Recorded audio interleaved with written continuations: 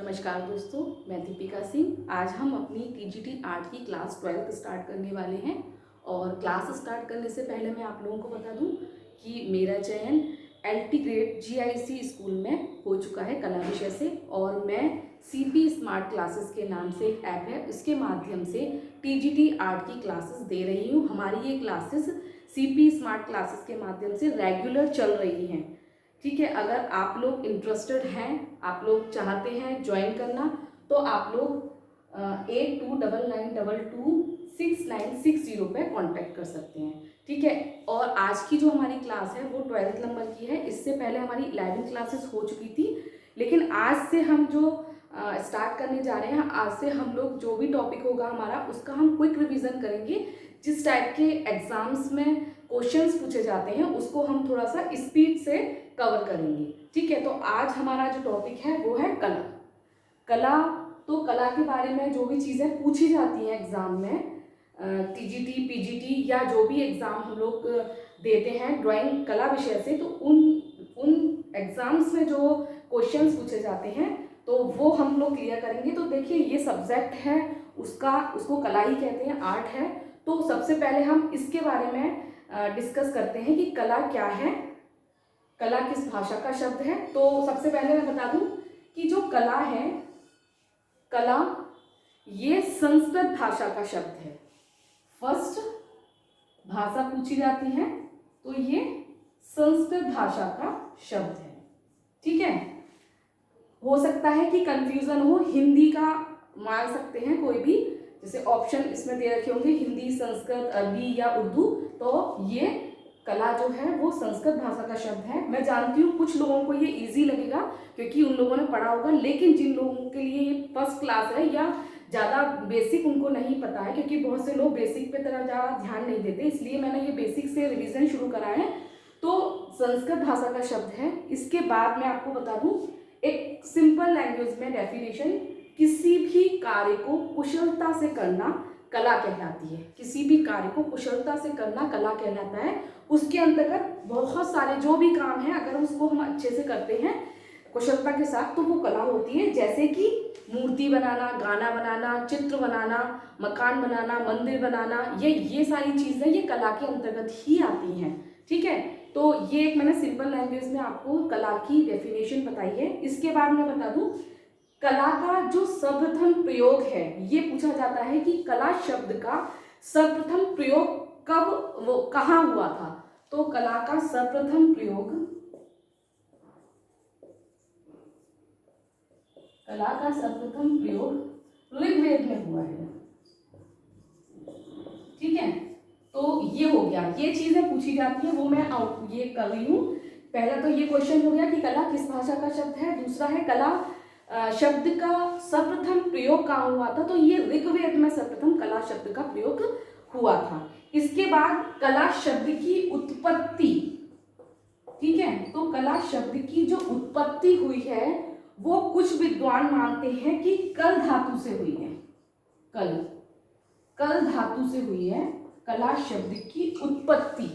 ठीक है, ये क्वेश्चन नॉर्मल लग रहे होंगे आपको, लेकिन जब एग्जाम में ये सामने होते हैं पेपर में, तब दिमाग पर से बिल्कुल बाहर हो जाता है। और क्योंकि वो ऑप्शन इस तरीके से देते हैं तो हमें लगता है ये भी सही है, ये भी सही है। तो इसलिए याद रखना कल धातु से संस्कृत कला शब्द की जो उत्पत्ति हुई है, कुछ विद्वानों ने इसको कल धातु से माना है।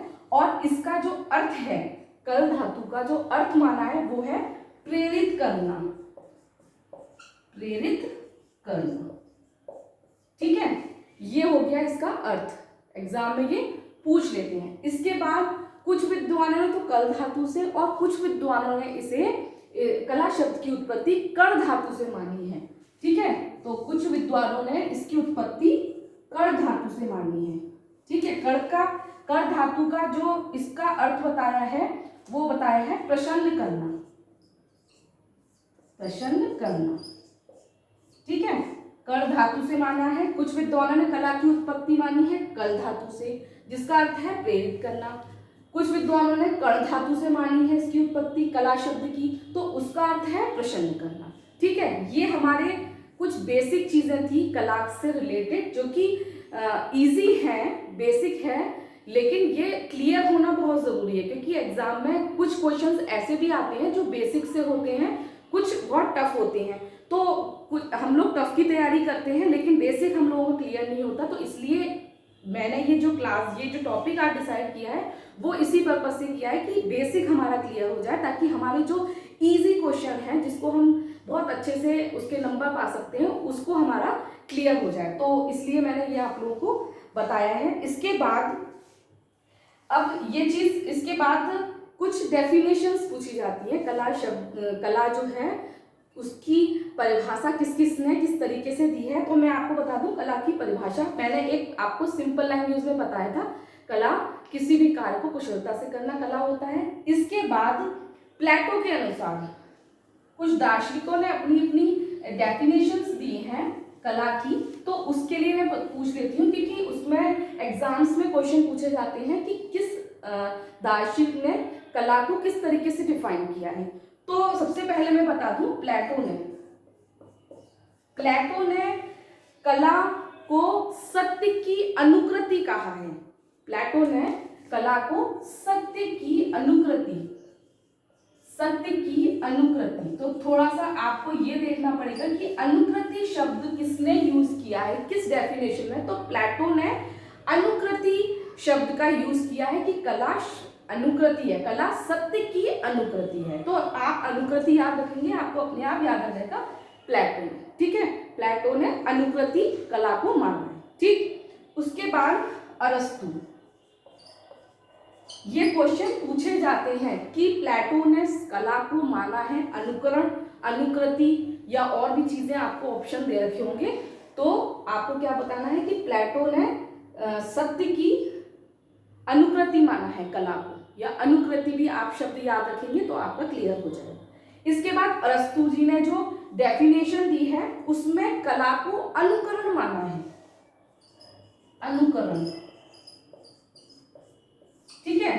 अरस्तु जी ने कला को अनुकरण माना है, तो आप सिर्फ अनुकरण भी याद रखेंगे तो भी आपको पूरी की पूरी डेफिनेशन क्लियर हो जाएगी, क्योंकि एग्जाम में ऑब्जेक्टिव टाइप क्वेश्चन आएंगे, पूरी डेफिनेशन लिखने के लिए नहीं आएगी। तो इसलिए मैंने सिर्फ आपको शॉर्ट में बताया है कि प्लेटो ने अनुकृति माना है कला को और अरस्तु ने अनुकरण, ठीक है, क्लियर हो गया। इसके बाद हम पढ़ेंगे फ्राइड के अनुसार। तो जो फ्राइड है, फ्राइड के अनुसार दमित वासनाओं का उभरा हुआ रूप कला है। दमित वासनाओं, तो आपको क्या याद रखना है, दमित वासनाओं। तो कला दमित वासनाओं का उभरा हुआ रूप है। तो आपको जब ये शब्द याद हो जाएगा ना, दमित वासनाओं, तो आपको तुरंत याद आ जाएगा कि ये जो दमित वासनाओं की डेफिनेशन जो दी है वो फ्राइड ने दी है, ठीक है। तो ये हमारे 3 हो गए। इसके बाद हम बात करते हैं हीगेल की। हीगेल के अनुसार,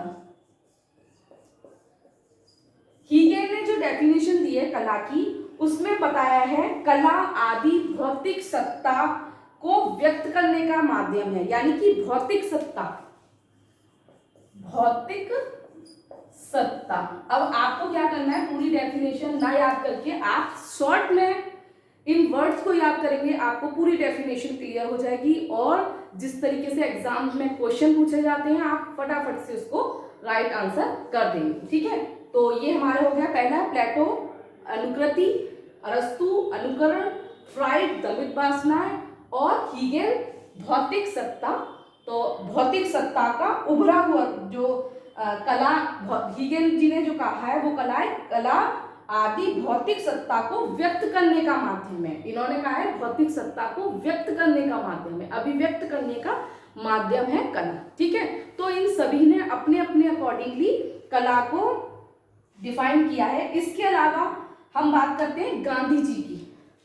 तो गांधी जी ने जो कहा है, गांधी जी के अकॉर्डिंग भी हम क्लियर करते हैं। गांधी जी ने जो डेफिनेशन दी है कला की, उसको मैं बता दूं, उसने गांधी जी ने बताया है आत्मा का ईश्वरीय संगीत कला है।